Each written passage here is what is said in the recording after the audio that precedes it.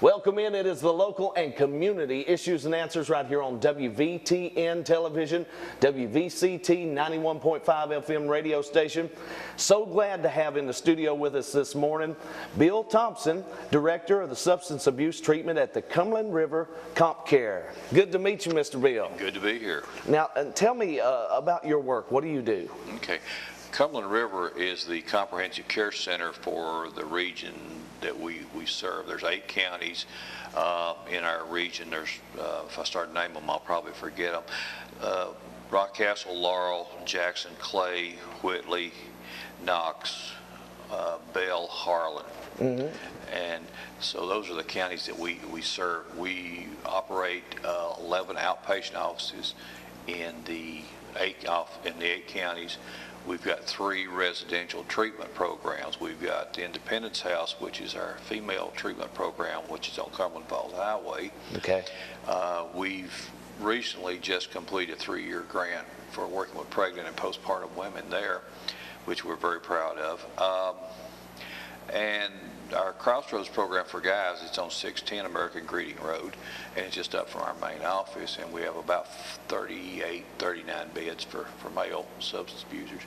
And our newest program is the Recovery Kentucky program, Cumberland Hope at Harlan, Kentucky, which is about at Verda, which is about 4 miles outside of Harlan, and we have 100 girls there. Now tell me this, now what type of substance abuse, like drugs and alcohol? Or? We do everything from nicotine dependence to cocaine, heroin, anything that's a drug, an addiction issue, we work with. So you helping a lot of men and women, even teenagers? Yeah. We serve anyone. In Kentucky, a person who's 12 years old or older can ask for treatment on their own for substance abuse, which creates a lot of problems sometimes with their parents, but they can ask for treatment and it maintains their confidentiality.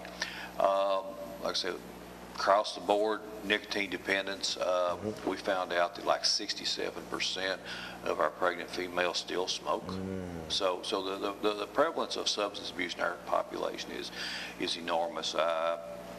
Don't over dramatize it or whatever, but I dare say that there's very few people that are listening to your audience and that you know that are not affected in some way by drugs or alcohol.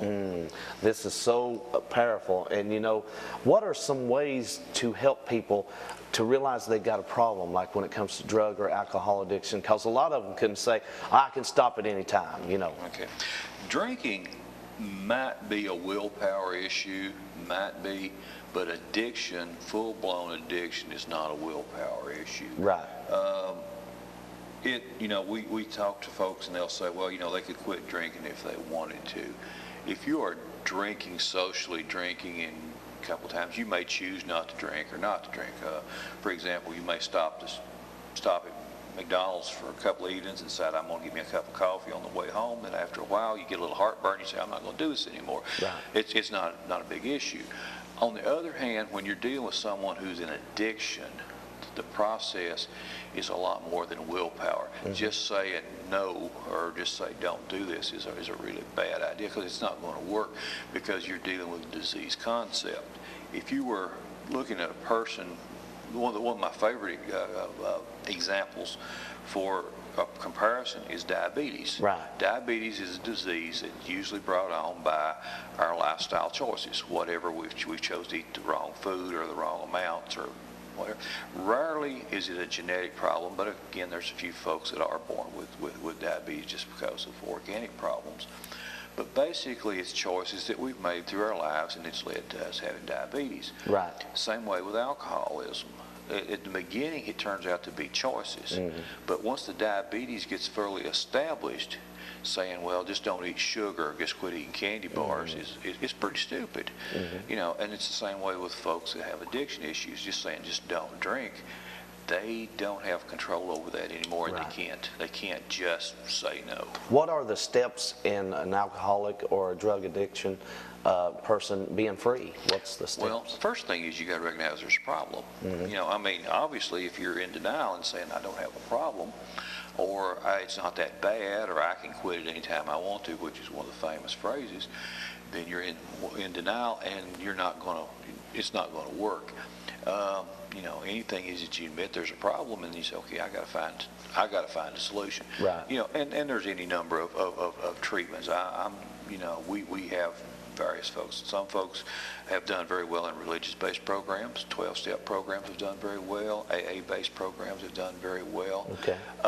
You know, we employ a little bit of whatever seems to work for the person. You know, I mean, there's a number of religious-based programs. There's one near here, at Chad's Hope, which is not affiliated with us, but in Manchester, which is religious-based, and it works very well. Again, and there's also chemo. There's various chemical therapies and things of that nature also. How can you help a patient or an individual that is so bad on alcohol or drugs that they can't even help themselves anymore, like they just constantly stay drugged up or constantly stay drunk? Unfortunately, the way that most of them seem to come to us is through the court system. Courts.